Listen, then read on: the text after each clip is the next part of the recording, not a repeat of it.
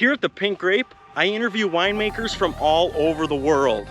Our purpose is to have fun, be entertained, discover new wines, and meet great people.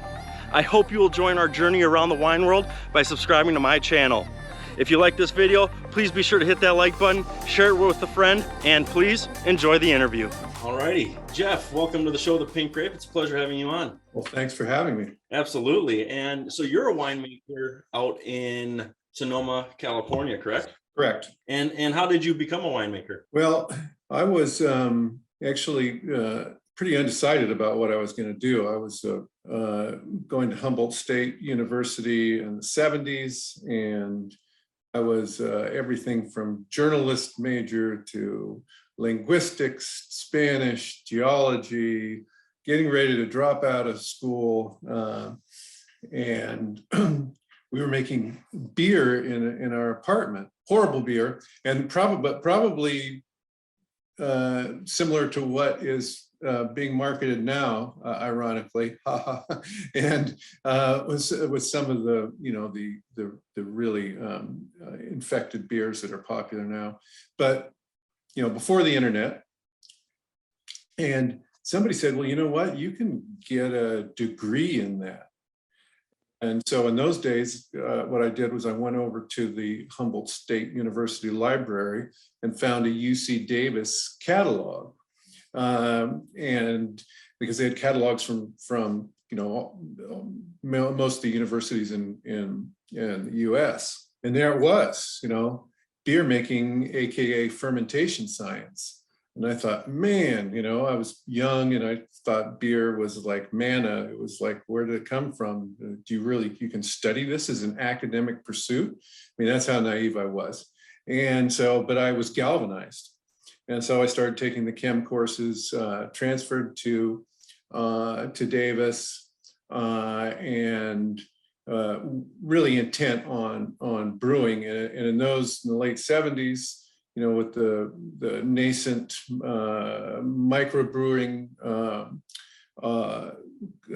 industry starting, that was kind of where I was aligned. And I went into my major advisor's office for my meeting, and I had hair down to here, and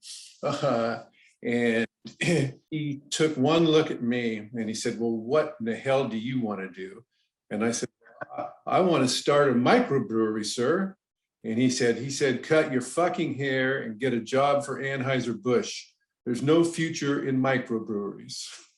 Unreal. I thought, wow, I'm off to a rough start. I'd never heard, a professor swear like that before. And so I hated him. And he was the only way out. So anyway, I went through the brewing program. At the same time, I worked in the school winery, and all the while kind of with a great disdain for wine as being either, hopelessly snobbish or the drink of the hobo red, and working in the department, and graduated with significant amount of debt, and at least I thought it was in those days. And there were no brewing jobs available at the corporate brewers. And so there was a job available at Christian Brothers. I applied for it and I got a job in the wine business, thinking it was just a stepping stone to brewing. Well, then I started tasting wine and reading about wine. And I remember tasting the 81 Dry Creek Sauvignon Blanc, and I was really captivated by it. And then there was a BV red that they don't make anymore. It was a blend. And I thought, this is really interesting. And then I started to realize that brewing was pretty much just a technological pursuit, and that there was the farming aspect was removed from the actual production of beer.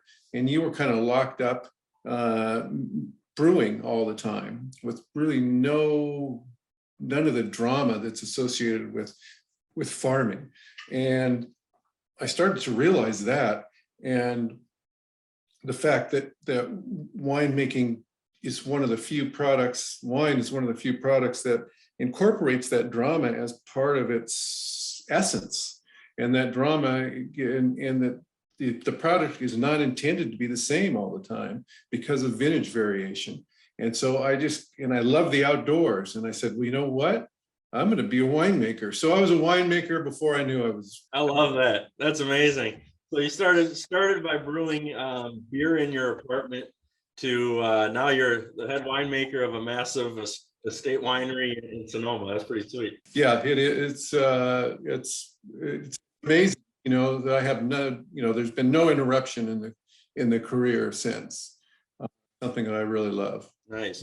So why don't you tell us a little bit about your wines? Well, we're as you mentioned, we're a kind of a medium-sized winery. We're a family-owned winery. The Hanna family owns it. I've been here for 24 years, something like that. Who's counting?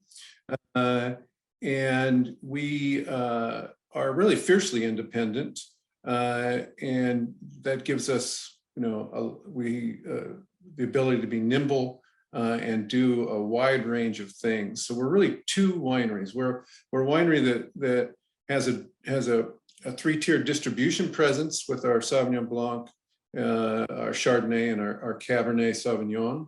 And then we have a whole bunch of direct-to-consumer wines where we really get to play and have fun. And so it's really a huge range. Sauvignon Blanc is by far the biggest, largest production. It's probably 80% plus, and that's available, you know, nationwide.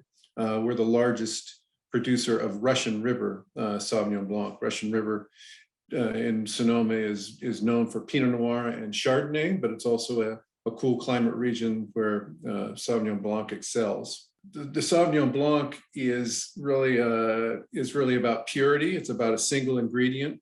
It's about an expression of the Russian River Valley, and without really any adornment. And then we have wines that are completely different. We have red wines that are really fully extracted, oak aged. We have carbonic maceration Petit Syrah that is aged in neutral oak. We have old vine Colombard that is low in alcohol and 11.9% alcohol without any oak, aged in concrete. We have Saint Macaire, where we have half of the acreage of this ancient Bordeaux variety in California. There's only 1 acre in the entire state. We have half of that. And it produces these enormous wines of great density and color, and they smell like ginseng, a root beer, totally non-fruit driven and absolutely amazing. We have planted Nero de Avila, which is the great Sicilian red cultivar that has a fourth dimension, I call it. It has an aftertaste that's unlike any other wine, a persistent, fruity aftertaste that really defines it, and I think is going to add a dimension to our Bordeaux blends. So we're going to incorporate that as well in our Bordeaux blends, along with Saint Macaire and Malbec. So we have Malbec, Cab. We take a tiny bit of Riesling. We make Pinot Noir in small amounts. We use indigenous yeast. We use cultured yeast. We use non-Saccharomyces yeast. We age in amphorae. We age in sandstone. We age in stainless. We age in oak. So we are really, really busy. We love what we do, and there's no single defining element to our winemaking is very versatile. But for us, the credo is deliciousness. And wine is not, and at least it's not solely an intellectual pursuit like some winemakers would have it. It's actually about hedonism and having, you know, a delicious wine. So that's really what we're striving for. That's amazing. Yeah. Wow. All the varietals that you get to make, and even making wine in amphoras. That's pretty cool. I actually visited South Africa and filmed a documentary about South African wine, and that'll actually be released by the time this interview is released, so people can check it out at thepinkgrape.com. But I interviewed a winemaker over there who was aging his wines in an amphoras. But the clay that the amphoras were made from was the clay that came from the soils in his vineyard. That's awesome. Yeah, I've thought the same thing. I've really wanted to do that. I think that's a really good idea. We've done that with oak. It wasn't, honestly, this was 25 years ago, that we actually harvested native Quercus garryana instead of French oak or Quercus alba, which is the American white oak from the Midwest. It's called Oregon white oak. And the chemical fingerprint looked really good, but it didn't taste good. And so it was a really good idea that didn't work to use native oaks that are native to Sonoma County up through Oregon to age the wine. Unfortunately, not everything works. Well, I actually just interviewed a winemaker from Chile the other day on the show. And what he does, he buys his barrels from France, but he actually toasts his barrels himself with fallen oaks around the vineyard. And that's kind of his little twist on how to incorporate, his valley and his vineyard into his barrels, which I thought was pretty sweet as well. Yeah, I think that all those techniques to create a unique product are fun, and when they work, it's even better. Jeff, what is it that makes Sonoma wines different compared to all the other wines of the world? What's the identity of a Sonoma wine? There isn't a single identity, and I thought about this, and so there's a huge range within Sonoma. Because we're so close to the ocean, there's a pronounced maritime influence. But unlike New Zealand, for instance, we're not surrounded by water. So we've got the North American continent on our east, a big honking continent that occasionally exerts its influence on our climate. So we have those two distinctly different features. So we can be very cool, and then it can get hot when the continent exerts its influence. So that is a unique feature, and it varies distinctly as you move inland. So you can go a few miles and the temperature changes very, very quickly. So that is one feature of Sonoma that we need to be cognizant of, and need to be thankful for, and also need to be prepared for both fog in the Russian River Valley and the benefits and problems that can bring, as well as some super hot days that might be one-offs. And this is the soil. So we're primarily Franciscan. So this is all soil that's derived from the oceanic plate that subsided here millions of years ago, and rafted ocean sediments against the continent and squished them together to form this thing called the Franciscan melange. And there's really no other place in the world that has this. It's not homogeneous, but it creates this really interesting diversity in soils. Then within that, we also have one of our vineyards, Bismarck, is planted on volcanic soil. So there was there were volcanoes here 5 or 6 million years ago in a very small region, and those soils within Sonoma itself are completely different. The topography is completely different. It's mountainous. So you have within Sonoma huge range of climates, mesoclimates, and soil types. Well, that's amazing. I really like the point, because first off, I never hear too much people talking about the continent having an influence on their vineyards. You always hear about the ocean. So that's well said. And then the soils, yeah, I mean the soil, because the wines represent the place in which they come from, and the soil is so important to that. At their best. So our Bismarck Chard, we tasted it, and we're skeptics, as we're scientists, we're artists, we're all those things. and you know, it makes for some interesting discussions.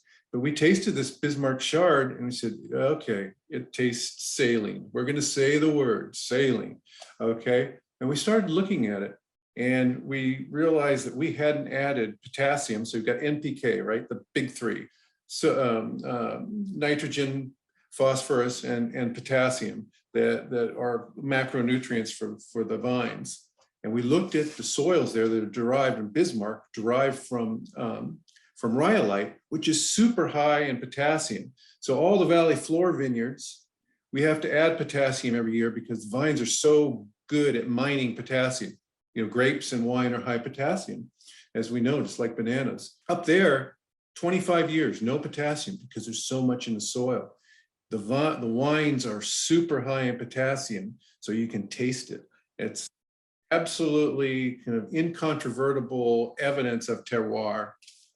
And a lot of fun. Super interesting. Wow, that's great. Well, Jeff, I always like to end the interviews with a question that is, what is your favorite thing about wine? Well, there's a couple. One is sharing it with people. I love winemaking. I love to bring people in and have them open up when we've got a 10,000 gallon tank of Sauvignon Blanc, and it's like 3 or 4 days in, and I open the lid and I have people carefully smell it, and it inevitably they just smile because it smells so wonderful. And when making red wines, because of our techniques are very, I'd say, aggressive and very, very intense. And so the red wine, the winery inside smells like a blackberry jam factory. And you take people in when we're extracting the red wines at high temperatures, and the same thing. They just, they instantly smile and gain an appreciation. And it gives us energy during harvest. We get energy from bringing people in and being excited about the process. And the other thing is that mastery of one ingredient.